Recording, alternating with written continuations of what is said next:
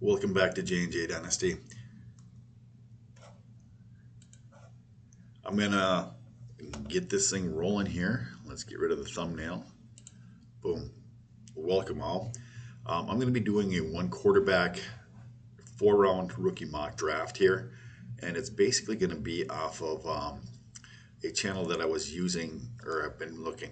They actually did a real draft. It was a super flex. So this is basically an amalgamation of what I think and how they went with the Superflex. So obviously the quarterbacks are going to be further down from where they were picked in this draft, but I tried to keep wide receivers, tight ends, stuff like that, very similar positions as far as where they went. So hopefully this will give a pretty good idea as far as the ranking that you're going to have for the future picks. All right. And hopefully I did this. So I'm going to break this down every 6 picks so we don't take a million years on it. So if you like any contact, if you like the content, click subscribe and leave a notification. Tell me how stupid I am, of course, as always. But hopefully we got a little light here going, a little bit of blue light, giddy up, make it nice. So let's get into the first 6 picks. I mean, they're probably pretty much chalk here. So as you can see down there, and I'm going to have a tough time reading some of this. So yeah, so we're gonna get into it, right? So we got Bijan and Gibbs, Smith and Jigba, Quentin Johnson, Addison, and Flowers.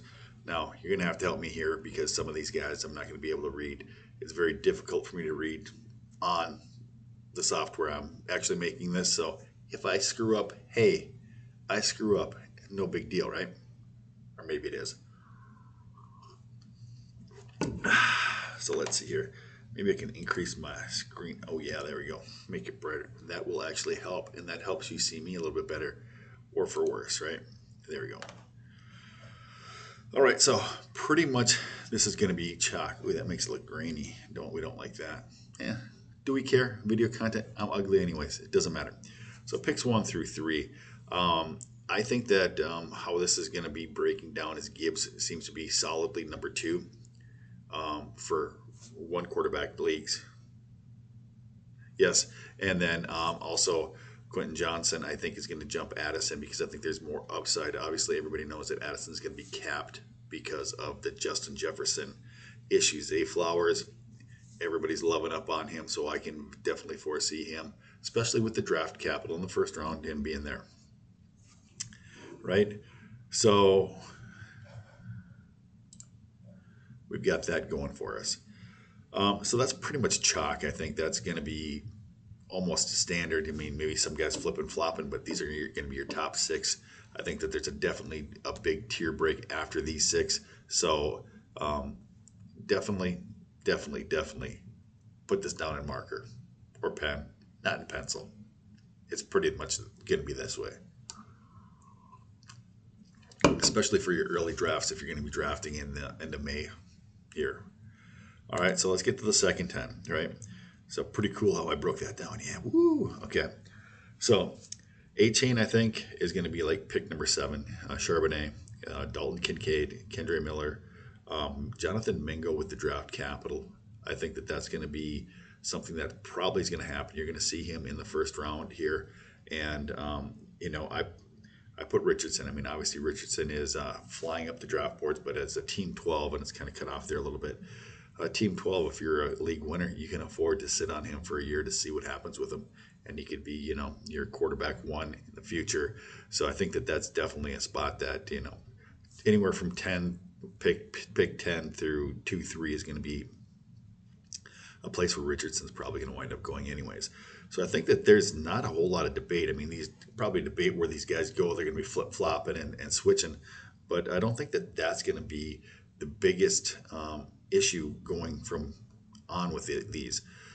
So if we continue to go on with this, I mean, A-Chain, everybody's going to love the landing spot in Miami. Charbonnet, there's just so much Charbonnet love out there. And also with the Walker and the Charbonnet mixing and matching, people are thinking that he's going to get the third down workload plus some of the rushing carries. So I mean, I can definitely foresee him going here and pick 7 through the end of the first round. I call it the running back dead zone. 9 times out of 10, I think you don't want guys in there because, I mean, look at the guys that have been picked in the last several years in that area in one quarterback leagues. You know, it's just not been productive for getting a late round Reese type running back. So A-Chain and Charbonnet definitely fit that bill. Miller, again, there is going to be some workload issues with all of these guys. All right. The one thing I did want to point out on this one with Kincaid, and I kind of agreed with where people were where it's been showing where he's drafted, and I think that that's probably a pretty good spot for him at about 9. I don't like taking tight ends in the first round, but I just read an article, I think it was from ESPN, about Kincaid, and he was picked, and they moved up to pick him because they don't really foresee him as a tight end because they did pay Dawson Knox some money last year. They see him more as a slot receiver. So they want to use him as a big slot receiver in the Buffalo offense. So if that is truly the case, I mean, I can advocate for him going from 1-7 to 1-12, you know, in this round. So definitely, you know, Kincaid is one of the sleepers in this round.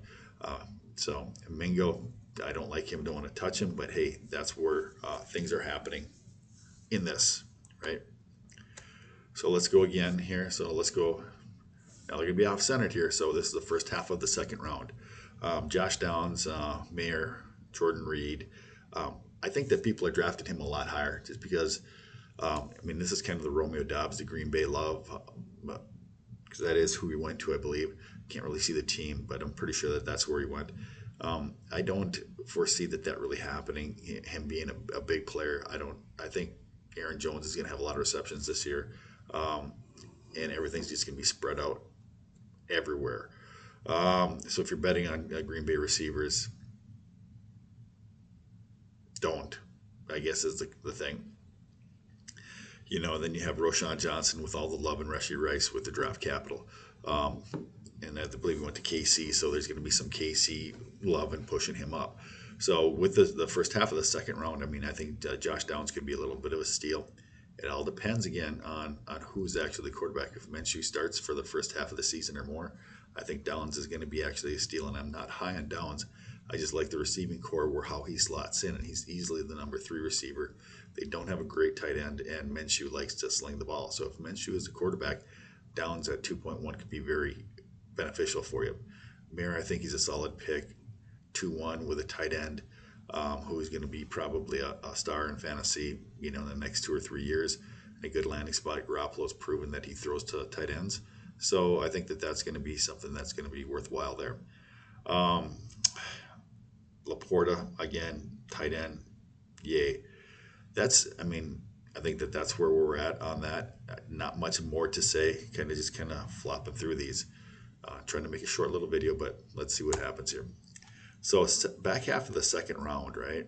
I think it gets interesting, and here's where I kind of had to, did a little bit more discretion with where I put it, because obviously in the super flex picks, you know, after Bijan, picks 2, 3, 4, 5, all went, you know, they all went to the quarterbacks.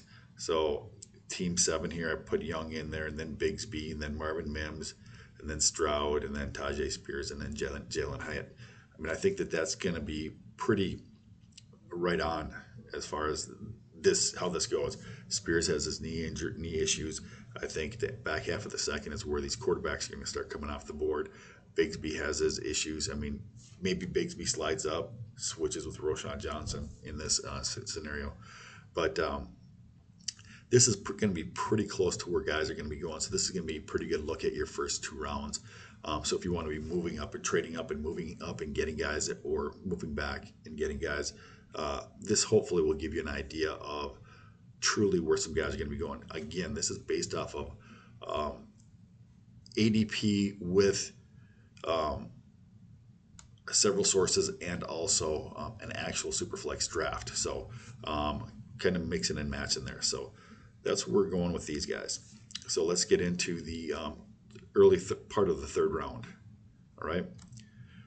So again, it's going to be a little off center, and we're going to get that fixed next. So we're going to talk in Zach Evans, Chris Brown, Musgrave, Tank Dell, Boutte, and Xavier Hutchinson. I think that's a nice little sweet spot. There's several of those guys that I do like. Musgrave as a tight end in the early third round project pick. I like it.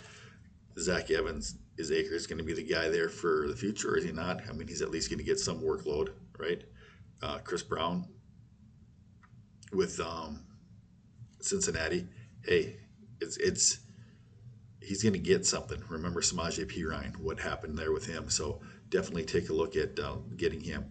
And who knows with Joe Mixon and what the hell he's been doing all off season, if he's even going to be on the team this year. So Chris Brown might even be a sneaky move up to the top half of this, or back half of the second, maybe mid-second. Chris Brown might be a good play, guy to grab there. Tank Dell, I don't have a ton of love for him. And Boutte, I think, in the mid to late third round, perfectly fine. He could be the number 2 or the number 1 guy even in New England for year 1. So depends. I think that Boutte is hurt. I think that he's hurt worse than people think. I think that his ankle is still giving him problems, and hopefully he can get the treatment and stuff and get that right and be the receiver that he should have been. One thing that's kind of funny too is, he's the type of guy I like to look for in these type of drafts, because just like very similar to Diggs was hurt before he came out of Maryland and went to the Minnesota Vikings. Boutte is very similar to that too, right? So he was hurt, came back, he played. I don't think that he was 100%. A lot like when you got guys who have ACLs, their next year back, they aren't yet the guy that they are. And then second year after the injury is when they're good. So you got to remember, Boutte had 2 surgeries on his ankle, not 1, and he played. So I just don't think that everything's right there yet. So my whole point is the mid third round here, perfectly fine to draft him at that spot and sit on him for a year, maybe 2. So back into the third, we're starting to get to the scrubs, right?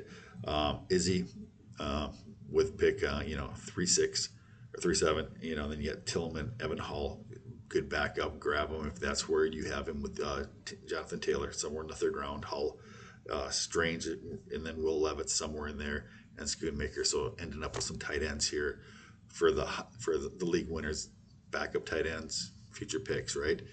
Being that this is such a good draft, I think that that's pretty good draft capital value there. So with all of that, I don't think that's a whole lot to say there. I mean, you get couple of backup running backs, not much chance that they get the full workload behind Brees and Taylor unless one of those guys goes down. So, I mean, they're really not worth a second round pick. You're overdrafting them if you're grabbing them in the late second. I think Tillman, he's an okay prospect. And, you got guys who you're going to sit on for a couple rounds back here at the end of the third. Let's get into the fourth. There's not a whole lot of love here for me for a lot of these guys. You got Hendon Hooker, Puka Nukia, however you say it. He is an interesting prospect. I do like him. And in the fourth round, if you can take a flyer on a guy like him, more power to you. Loving it. Is that Eric Gray? Don't touch him. McBride with the Vikings.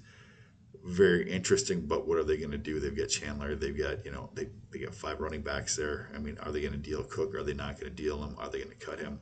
All very interesting, Kraft. I'll go with Kraft there. I'm a tight end, and then Sean Tucker. I think at this spot in the draft, I mean, I can actually see him going in the third or even in the late second, just because I think that he has a very real shot of taking over and actually beating out White, right? So it would be a great spot to be able to get him in about this level of the draft, even with his heart condition, even if he's only going to last 2 years. Tajay Spears there, as you can see, went all the way at 211, and he's got arthritis in his knee, no ACL, and all kinds of other bad stuff that's coming for him, right? So Sean Tucker in the fourth round, fabulous value pick. And hopefully we don't have to see what we saw last year with him with having a heart issue on the field. ever. Hope we don't want that ever, right? So let's go here at the last part. You're picking up some other guys here. Vaughn, Nichols, the small school, running back, Parker Washington, Perry, Scott, and Wilson. I mean, technically, actually, with these, because it was a super flex, the last couple picks were quarterbacks, but I had already put quarterbacks with these teams, so I didn't do it another one. So I just threw on a couple of the next level wide receivers. So I think that this is going to be pretty much how your top 4 rounds are going to go. And obviously, in a one quarterback rookie draft, you're probably not going to be drafting anybody after 4 rounds anyways, because in the 3rd and the 4th round, you're drafting veterans also. So with that being said, that we're cut by other teams. So with that being said, I think these are as far as you probably need to go as far as the draft capital or the draft picks that you're going to want to use. But this gives you a pretty good idea of where you want to move and trade for to actually be able to get the guys that you like. I mean, these are guys that I like and where I put them, or I didn't necessarily put them, but were things that I say about them, about the guys I like, right? So once again, the whole format here is that I went off of a rookie mock draft. It was a super flex. Kind of put everybody in their order from where they were. Slight adjustments, not great ones, because I also went off the ADP with some other leagues. So this is what I'm coming up with in early May. Now, hopefully this is going to change because there's some guys that I think have better value. But I do think that this will help you initially, if you have early drafts, to get your draft capital right, get it correct. Like, for instance, if you want Kincaid, you probably know you have to get up to 7 or 8 to probably get him, right? If you want A-Chain, you need to get up to 7. I think that there's a pretty big teardrop there. If you want Charbonnet, maybe you need to get up to at least 11 to get him. So it all depends on your draft, on the team's needs and things like that. So you can kind of help look at that with your team needs to see if and where you want to make trades, and if and where you want to snipe somebody like the Buffalo Bills did with the Dallas Cowboys with the tight end with Kincaid, right? So that's kind of the things that you want to be looking for. I think that that's enough information. I think there's one last image that I want to put on board there. So here we go. We've got the full board here. It's probably a little bit clearer. Don't have the line in, so that way everybody can see it. I'll leave it up here for a second. And as always, click subscribe, leave a comment below. Tell me how foolish I am. Tell me how on point I am. Tell me some of the guys you like, and hopefully we can have some discussions with that. All right. All well and good. Moving on to the next thing. Have a great day. All right. Enjoy the video.